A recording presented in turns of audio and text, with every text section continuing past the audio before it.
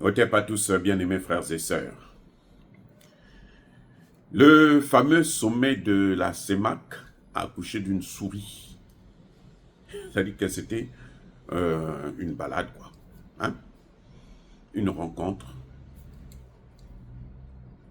des chefs d'État africains de la zone CEMAC. Deux qui sont dit, nous, on n'a pas de temps à perdre. On envoie le Premier ministre, l'autre envoie son ministre des Finances, bien que ministre d'État, mais bon, qui a rendu Premier ministre, ils sont. Alors, moi, je ne m'attendais pas à grand-chose. Rien. Personnellement, bon, je ne sais pas pour vous, si vous croyez que, bon, peut-être qu'il y aura une solution qui va arriver pour les problèmes de l'Afrique centrale. Non, il n'y a rien. C'est comme le sommet de la CEDEAO. Aujourd'hui, on dit, demain, il y aura un sommet extraordinaire de la CEDEAO. Bon. Vous même tourner la tête, regardez de l'autre côté. La CEMAC, c'est pareil. Mais attendez, ce sont les mêmes acteurs, non? La CEMAC, là, la CEDEAO, ce n'est pas des frères. C'est la même famille. Hein? C'est une grande famille. Il y en a qui ont des cousins qui habitent là-bas, les neveux qui habitent là-bas, les nièces là-bas. Voilà. Mais sinon, c'est la même famille. La mentalité, là, reste la même. Et c'est ce que nous sommes en train de combattre. Regardez. La CEMAC se réunit. 6 pays. Le Congo-Brazza, le Tchad, Centrafrique, Cameroun, Guinée équatoriale, Gabon. 6 pays. Ils sont soi-disant en difficulté économique. Ils sont en crise économique. Hein? Une crise grave. Le Congo-Brazzaville est carrément en cessation de paiement. Le Congo-Brazzaville, on envoie le Premier ministre qui, depuis qu'il est là, moi je n'ai pas vu un seul projet important qu'il a diligenté.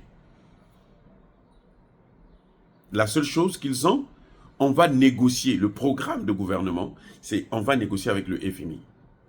Ne vous attendez pas à autre chose. Ne vous attendez pas à la faillite, au chaos. Le Tchadien, lui, il a envoyé carrément son ministre des Finances. Il dit, bon, on va te balader là-bas parce que non, moi, j'ai pas le temps. J'ai autre chose à faire. Mais, au-delà de la responsabilité des dirigeants africains, et c'est ça qui est le plus important, parce que nous, on a tendance à penser que quand un pays, les choses vont mal dans un pays, il faut seulement condamner le chef de l'État ou son gouvernement. Il faut insulter, il faut dire ceci, il faut dire ça. On a tendance à penser que, bon, ben, ces institutions-là ont raison. L'institution CEMAC elle-même n'a plus le droit de citer. La CEMAC, là, ça ne sert à rien, les amis. Ça ne sert à rien. Avec les Camerounais, avec les Gabonais et tout, c'est la famille. On n'a pas besoin d'intégration. Vous savez, les conclusions, c'est plus d'intégration. Parce qu'il y a déjà eu l'intégration. Mais s'il n'y a pas d'intégration là, mais on ne peut pas vivre avec les Camerounais, avec les Gabonais. C'est parce que nous sommes intégrés, nous sommes ensemble. Vous savez, quand vous venez, surtout, ceux qui ont la chance de venir dans ces pays, vous allez voir que, mais on est tous pareils. Et quand on se côtoie, nous n'avons pas de problème. Un Camerounais va rencontrer un Gabonais, un Congolais, un Malien. C'est comme si c'était la famille. Il n'y a rien, c'est-à-dire que nous n'avons pas de problème. Je ne sais pas pourquoi ces gens-là, ils veulent nous mettre dans la tête que nous avons des problèmes d'intégration. Non, on n'a pas de problème d'intégration. Si on ne se déplace pas trop, c'est parce que les conditions ne sont pas bonnes, les routes ne sont pas bonnes, il y a l'insécurité, il y a ceci, il y a cela. Mais sinon, non, nous, on allait faire le tour de l'Afrique, on n'allait même pas venir dans ces pays-là. Donc, se rencontrer pour des pays qui ont beaucoup de problèmes économiques et venir dire plus d'intégration, bonne gouvernance, c'est tellement ridicule. C'est ridicule. Déjà, l'organisation même du sommet, c'était faussé. Pourquoi? On invite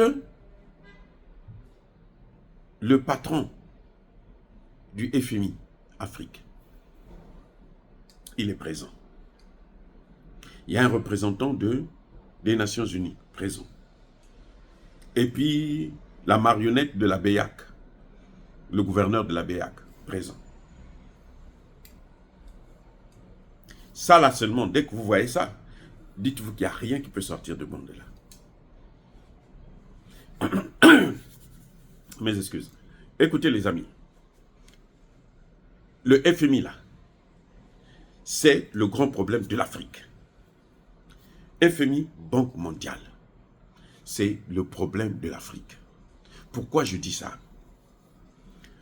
Ceux qui suivent un peu l'histoire africaine, ceux qui observent cette histoire-là, l'évolution de là où nous sommes partis après les indépendances jusqu'à là où nous sommes aujourd'hui, où c'est le chaos total pratiquement dans tous les pays africains, et notamment les pays francophones. Qu'est-ce que vous allez constater?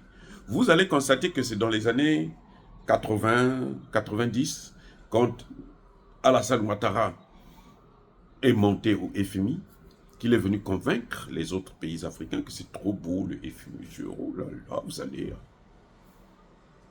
Quand on est rentré dedans, là, petit à petit, on est en train de nous descendre. Le FMI vient, c'est le FMI qui a demandé, à travers les programmes d'ajustement structurel, de dévaster, de raser toutes nos économies. Tout le système économique africain, il a été rasé à cause du FMI.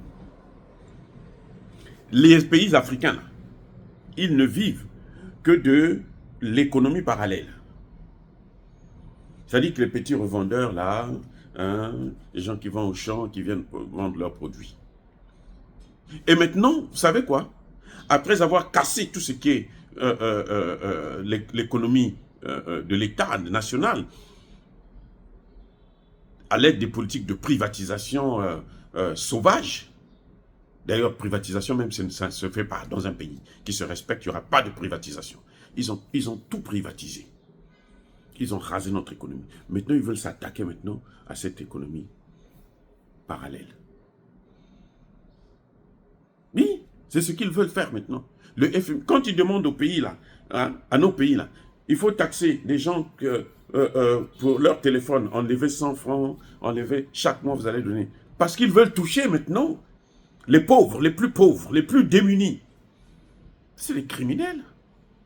Vous faites venir le FMI, mais vous êtes en train de vous asseoir avec votre bourreau pour lui demander, bon, comment tu vas nous manger cette fois-ci? C'est ça. Le FMI est à la table de la CEMAC. Et je comprends pourquoi 2 chefs d'État ont refusé de faire le déplacement. Et c'est tout à fait normal. C'est très bien. Moi, je préfère encore. Attendez. Comment se fait-il que c'est un problème des Africains? C'est d'autres gens qui vont venir vous donner des leçons. Et ces gens-là, comme par hasard, ce sont les mêmes qui vous ont mis dans cette situation. Le FMI, quand il arrive... question. Pourquoi le FMI ne met pas... La France est plus endettée que le Congo-Brazzaville. Hein. La dette du Congo, c'est 99% de son PIB. La dette de la France, c'est 117% du PIB. Et ça continue, ça est en train d'augmenter encore plus. Pourquoi on ne met pas la France sous programme d'ajustement structurel pour privatiser la France? Pourquoi on ne fait pas ça? Vous voyez maintenant là où les choses se compliquent? C'est comme ça qu'on comprend que mais ils sont en train de jouer avec nous. Les amis, ils sont en train de jouer avec nous.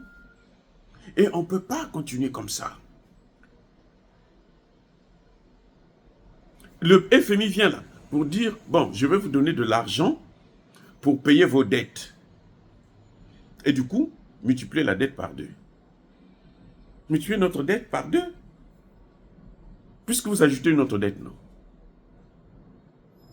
L'argent qu'il vous donne là, ce n'est pas de l'argent gratuit, c'est la dette. Donc, on vous endette pour vous endetter encore plus. Voyez les amis, c'est ça le problème du FMI. C'est pour ça que ça ne peut pas marcher. C'est pour ça qu'il y a un problème et il y a un problème grave. Voilà les amis, encore une fois de plus, cette réunion-là. C'était à partir du moment où seulement j'ai vu qu'il y avait à la tête là, c'était le FMI qui allait venir, c'est même pas la peine. Oubliez oublier les solutions. S'ils n'apporteront aucune solution, ils vont au contraire vous enfoncer dans le trou. Soyez bénis, abondamment bénis. Vive l'Afrique éternelle. J'ai dit et j'assume.